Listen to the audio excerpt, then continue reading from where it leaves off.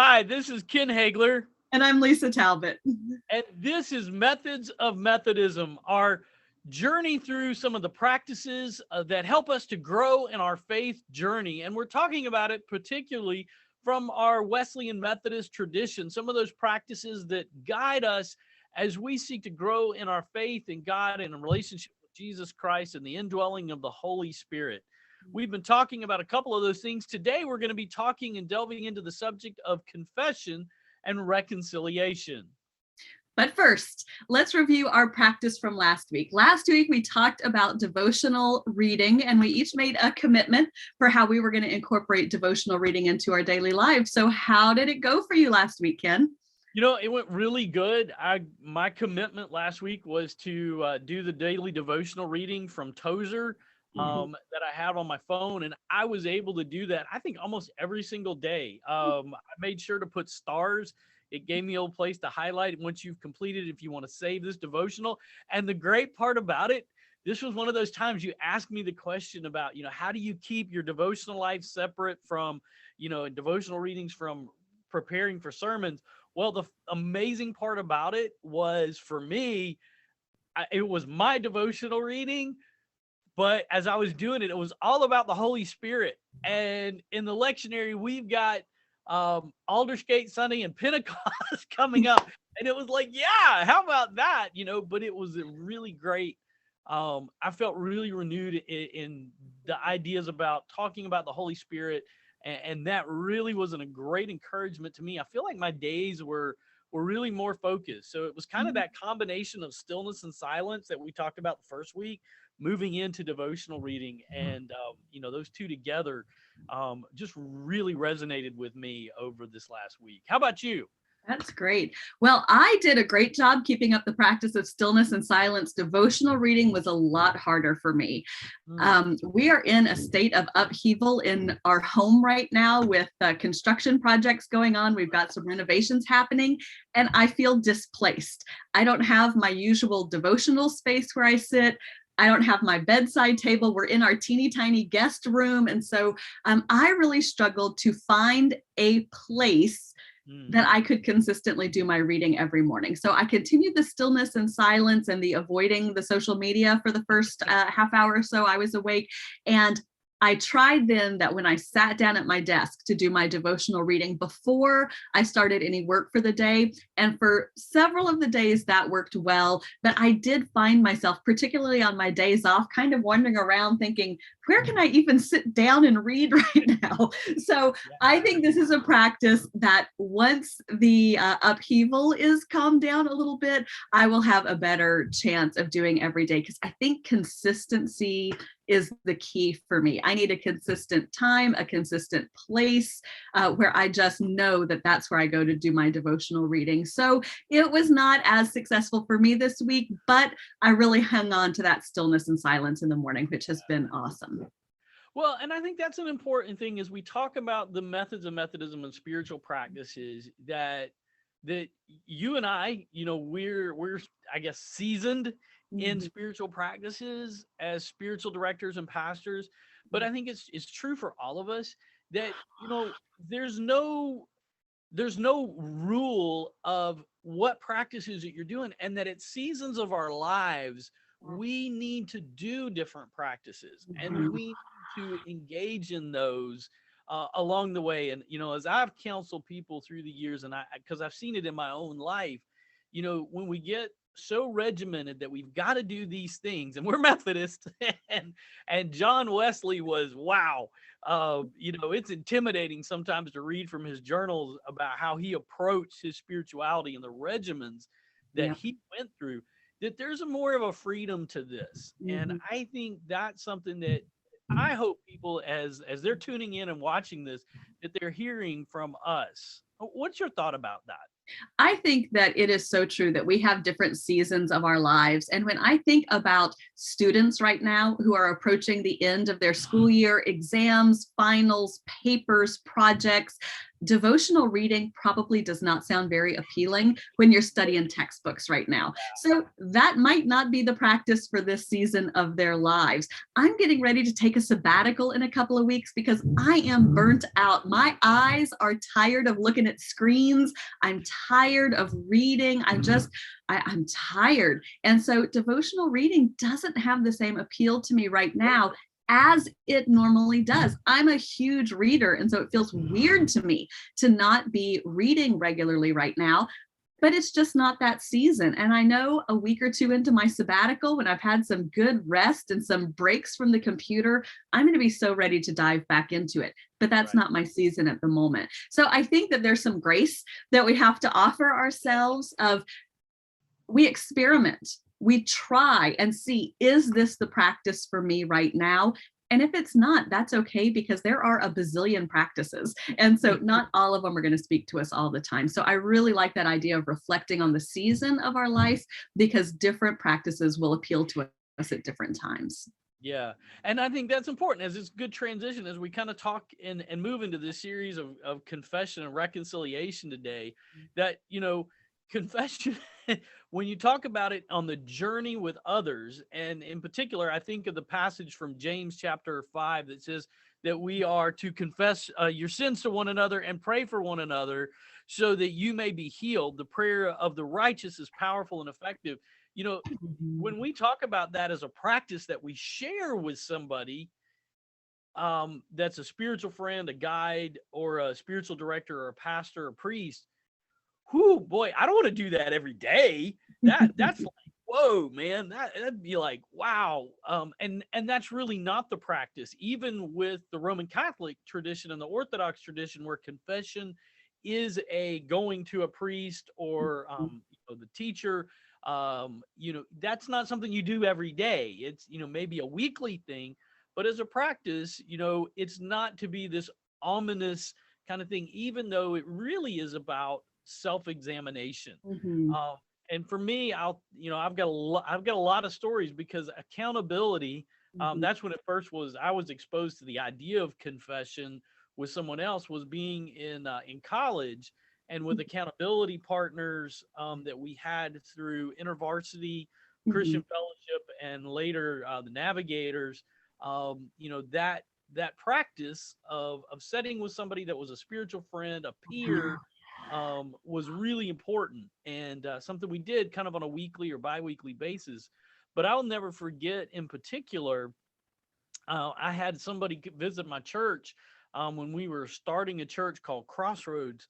As a Methodist pastor, we had someone that was a friend of mine that came, and he, within about a month or two of visiting, he had bad experiences, walked away from God in the church, and he came to me and says, I'm ready to join the church and profess faith in Jesus. And he said, the reason why, he said, it's because of the prayer that we pray at communion. And I was like, okay, I've never had that one before. I said, what was it about the prayer? He said, well, because we confess that as a church, we have failed to do what's right. Yeah. And that it was a joint relational connection that he saw and heard in that prayer, that we were coming and admitting, because in his tradition that he grew up with, you as Christians, in that faith tradition that he had experienced, was the church could do no wrong, Christians could do no wrong, we didn't have to confess anything. And he said, I grew up in a family, my parents made mistakes and they would never admit they were wrong. And it was like, wow. And so that was one of those pieces for me that really resonated about how important the practice of confession is on our spiritual journey. Yeah, that's huge. And it's so much, you named it. It's so much about the relationship. It's so much about having that ability to be authentic and vulnerable with somebody. I think when I hear the word confession, and probably when a lot of people do, I think about listing my sins.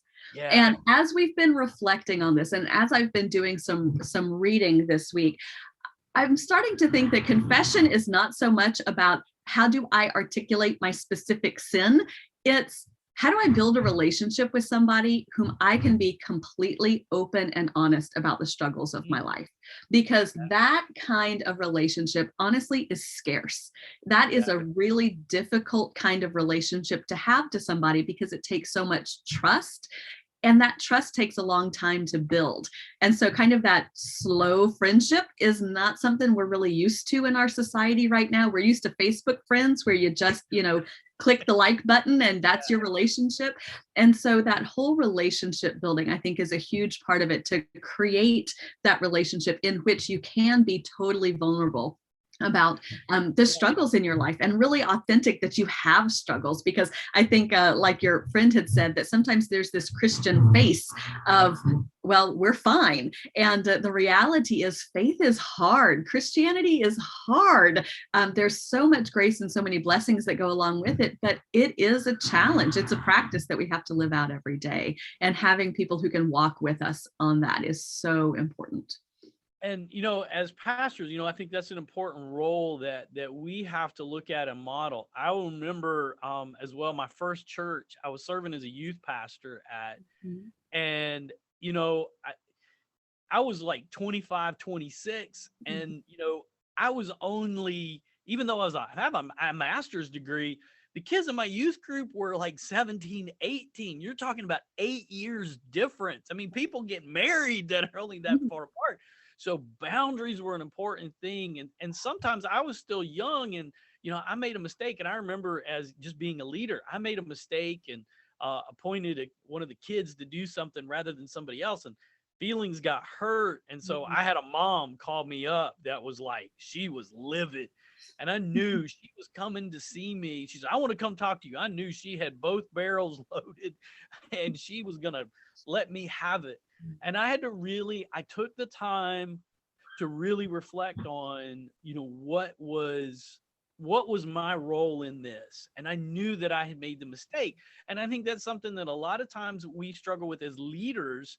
And I have found through the years, it's important that we reflect on that and model that within the church. And as I reflected, I realized my mistake is when she came to see me, we sat down. I said, before we get started, I know that you have some concerns. I said, but I want to share with you that I recognize that I made a mistake. Wow. And I heard what your daughter said, and I know your concerns coming to speak with me. I want to ask your forgiveness because you put trust in me to be the leader that your daughter needed as a youth pastor. And I made a decision that went a different route and it hurt her, and therefore it hurt you. And I want you to hear that from me. And that was one of those moments that was kind of like a seminal moment as a clergy, to sit there and realize what role we have and how important it was, because that was talking about confession and reconciliation, that realizing when we've made a mistake and owning that when it's someone else, that moves into that realm of reconciliation with another person. And that's a big part of what I think Jesus is always teaching. And literally it says, don't come and give your gifts to God if you have something that you have against a brother or sister. Yep. You need to go and be reconciled. And I think there is that blend that we have to hear from the gospel and from Jesus. Absolutely. What a beautiful story. And how important is it for clergy to admit that they're wrong, that they don't know? I think one of the most powerful things that we can say as clergy is, I don't know. And just being able to be vulnerable ourselves, I think that is great role modeling. What are some of the myths of confession? I think one of the biggest myths of confession is this seal of the confessional. Like you see it in movies all the time, like somebody goes in and confesses murder to the priest, but it's the seal of the, clergy can be I always like that anybody else. Zorro movies, they always hide in the confession. Yeah, exactly. So there is no such thing as the seal of the confessional, that clergy can be subpoenaed just like anybody else. And so I think that's something that people need to be aware of, that is a myth. So that's one of the myths that I think of when I think about confession. Are there other myths that you think of when it comes to confession? Yeah, you touched on one of them too. I think we need to bring back that around, is that it's something that, it's a list of everything that you've done wrong, Right.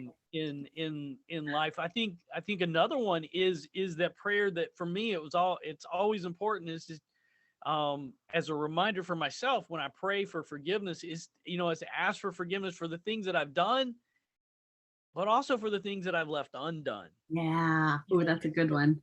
is to recognize in confessional, we don't have to necessarily know everything that we've made a mistake about, Mhm. um, along the way.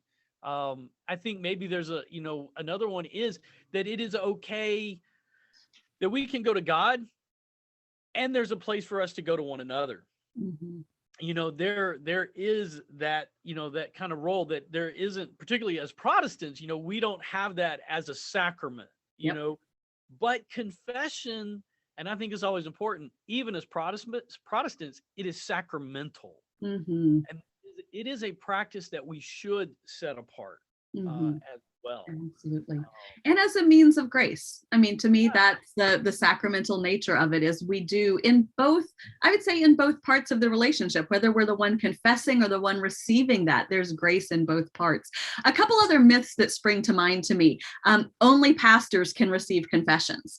right. I think that that is Yeah, something that, again, maybe comes from the Roman Catholic tradition where there are boundaries on roles like that. But in yeah, the Protestant tradition, and especially in the Wesleyan tradition, these friendships can be built with anyone. And in fact, sometimes it's maybe more appropriate to not have these relationships with the pastor because yeah, as clergy, we only have so much capacity.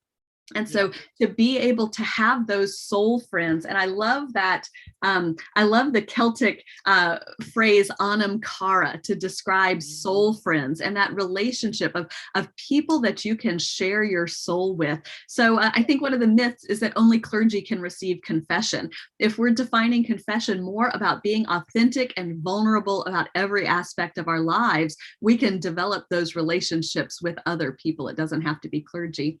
And I think the last myth that I want to touch on is the idea that anything you say will be held in secret forever. And I think this is a really important one Yeah, it for a is. couple different reasons.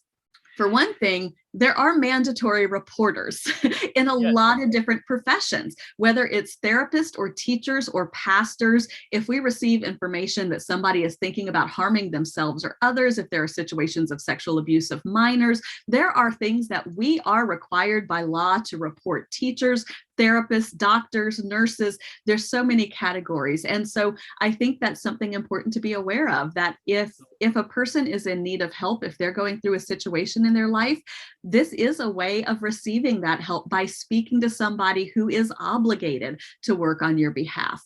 The other side of that coin, though, is before you completely open yourself to someone, you do need to have that time of building trust, because you don't want your life put up on somebody else's Facebook page, right? And so I think that there's an important conversation about boundaries and a lot of Yeah. reflections on healthy boundaries like mandatory reporting, and what unhealthy boundaries are, where a relationship is more based on gossip than it is on actual healing. And so I think that boundaries is something that people need to consider very carefully when they enter into these kind of relationships.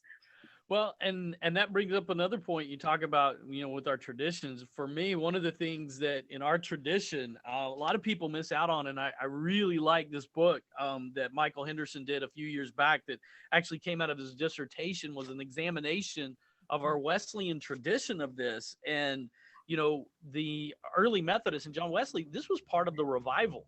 And we lose sight of that. Sometimes we start to look at, and I think it's important, as we talk about methods of Methodism, what Mhm. is unique to us as Methodists in part is that this was key to the revival and the Mhm. success of changed lives, Yep. was the role of confession, and accountability and reconciliation with one another.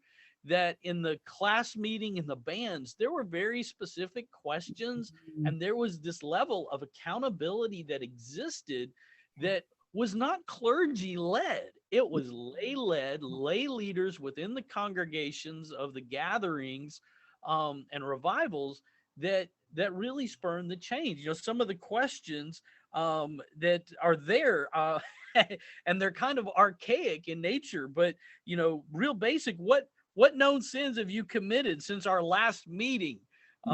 What temptations have you met with?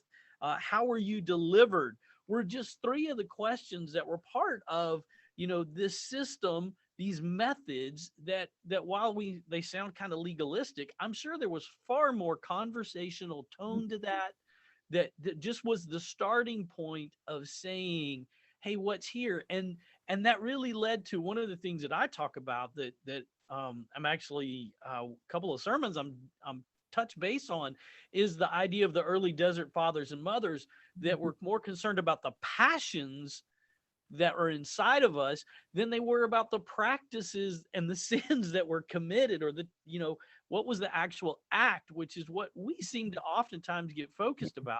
And we lose sight of how it is that confession moves us into that self-examination, that we deal with the false self as opposed, and the old self, versus just sitting there up on the surface of, here's the mask, let's just look at the mask.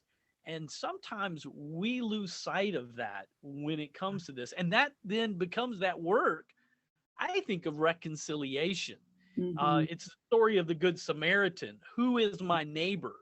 It is a Samaritan caring for a Jew who was beaten and robbed and left for dead on the side of the road, and saying, what, I'm going to put those things aside. And the act of reconciliation was in the love and the care, and we don't know that there was any relationship between the man that was robbed, but we know that he had to have a complete different view of Samaritans after that experience. And so we've got to move from confession into those relationships. Absolutely.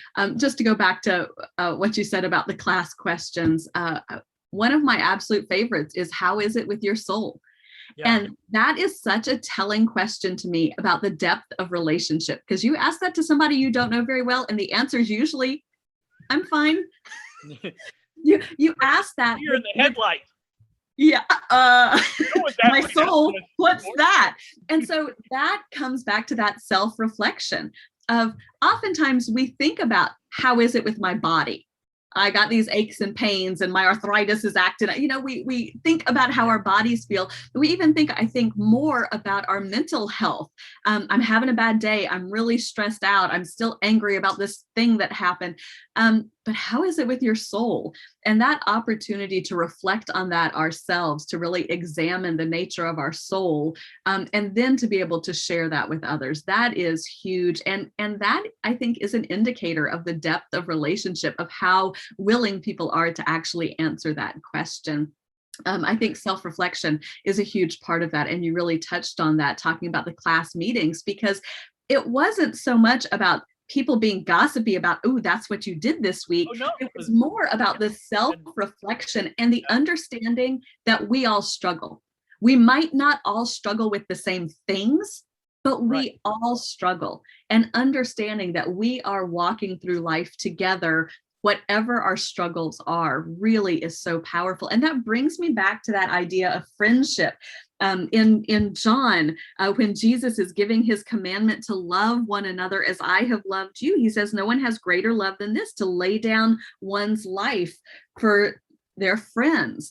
And that whole idea of that friend relationship, of laying down your life, opening your heart, confessing yourself, being vulnerable and authentic, of like that total ability to be real with people, is just such a huge part of that Christian concept of friendship. It's so much deeper than what our shallow or superficial relationships might be these days, that there is a much deeper depth to the theological category of friendship that we haven't often explored, that allows these relationships of confession and reconciliation to happen. Do you think that on this path, I know for me, I feel, do you feel that as clergy, it's more, not that I want to draw attention to us, but do you feel like it's more difficult for us to find those places for that kind of confession? And if you do, have you found a way to kind of tackle it? So, boy, this comes back to the boundary question, doesn't it? Because to be completely open and vulnerable as clergy, I would not choose a member of my congregation to do that with, because as the person who offers the pastoral care, I should be caring for myself in other ways. And so I think some great ways that clergy can care for themselves is to have a good therapist. I am so grateful that I have met with my therapist once a week for this entire pandemic. She has helped get me through this. It has just been incredible to have somebody who can offer such great emotional and mental health support during this time. I think it's important for us to have non-church member friends, because it is so easy to get tangled up in this is a trustee matter and or what color are the napkins going to be at the next potluck. It's just so hard to step out of some of those roles that we have as clergy. It is so important for us to have non-church member, or even I am so thankful I have friends who are not churched people, because they don't come in with that same perception of how a pastor should act, how a pastor should talk. I love being around people who don't see me as Pastor Lisa. I love being around people who see me as Pastor Lisa, but there is also just that great joy in being able to be my authentic whole self outside of the role that I play. So I think for clergy, we really have to be careful about boundaries, because there is and should be a healthy separation between clergy and congregation. I absolutely believe we should be friends with our congregations, but I think we should have just some clear boundaries about what we say to whom. There are all sorts of issues of favoritism. It gets muddy really, really fast. How about you? How have you navigated this? Well, yeah, like through the years, I've kind of go in and out of counseling, having a therapist. Sometimes I feel like I'm in a good place, and but I always like to have that relationship. I think that's important. I have through the years also had a spiritual director specifically. And, if you're looking for that, a couple of things, some of us as clergy in the United Methodist Church, there's an organization called Hearts on Fire that is the Fellowship of United Methodist Spiritual Directors. That some of those people are clergy, some of them are lay people that have gone through training. There's also Spiritual Directors International. That is a great organization, SDI. I believe it's SDI.org, that if somebody's looking to that, they can go online and find that, and they can find spiritual directors in their area. And I found my spiritual director through that. And I am a spiritual director there. One of the things for me is I like to be out doing things. And one of the things I'm still working on right now is, like you talk about it, it's finding those points of connection with people outside of the church. I am a member of the Rebel Legion. And actually I have a Star Wars full costume of Jedi. And I've been a part of the Star Wars fan club in Atlanta, and part of the group here in Alaska. And got to get my costume approved. But very particular. The other thing is hunting. For me, I find that there's a camaraderie there that I find, and I've developed a couple things that when I start going out hunting, I tell people, I said, I'm not your pastor in the duck blind. Yeah.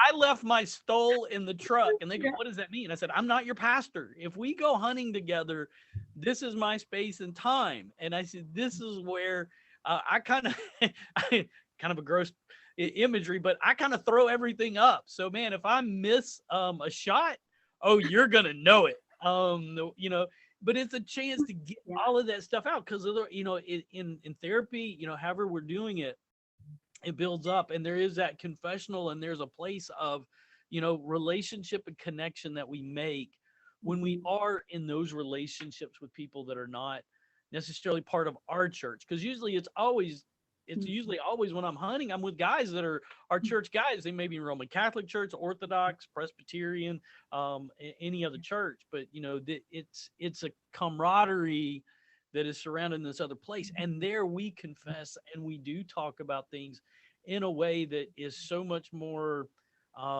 for me, it resonates where my heart is, and it Yeah, kind of gets me out of the box, if you will, yeah, that we find. absolutely.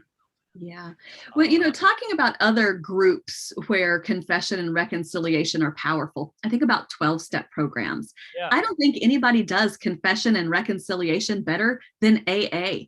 It's just incredible to hear people share their stories of their deepest, darkest times in Yeah. in a group that accepts them and loves them and supports them exactly where they are. So I've always thought the church has a lot to learn from 12-step programs because it actually marches people through confession and self-examination. And one of the steps is reconciliation, if possible. Sometimes we can't reconcile with other people. If it has been a situation of abuse, victims don't necessarily need to speak to their abusers.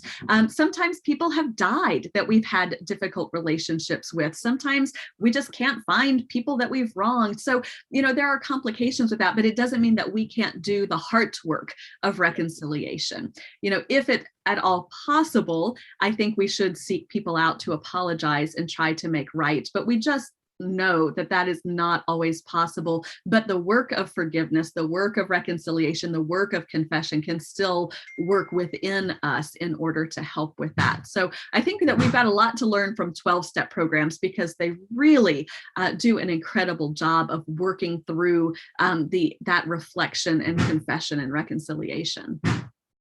Well, I was going to make the transition. We need to kind of bring our time to a close and talk about personal commitments, and to just let people know, I think your contractors are making their way to your door now. Getting a little noisy back there. Didn't hear it before, but it's getting there now. Yeah. So kind of life that we're doing, isn't it? Yeah, that's right. Yeah. So as you think about this coming week, I know for me, it's kind of got me thoughts. I think for me, I'm at a place that I probably, my commitment is to seek out a spiritual director. I need to connect with a spiritual director here in Anchorage now that I'm up here and I've had some time. So for me, the commitment I'm going to make is to be intentional about that, of seeking out that spiritual companionship, so I can do in part this work of confession along the way for me. So what about you? Where are you at on that journey?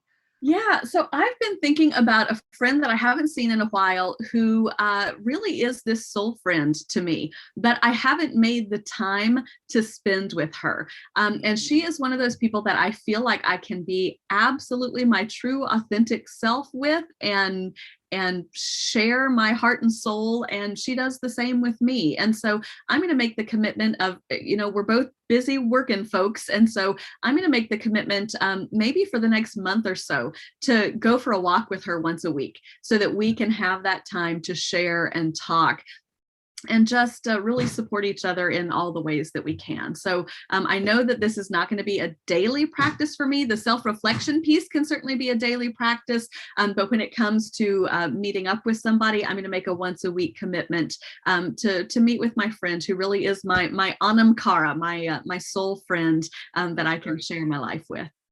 Yeah, awesome. So we've got one more episode that we've got coming up, and you want to tell us a little bit about that one, Lisa?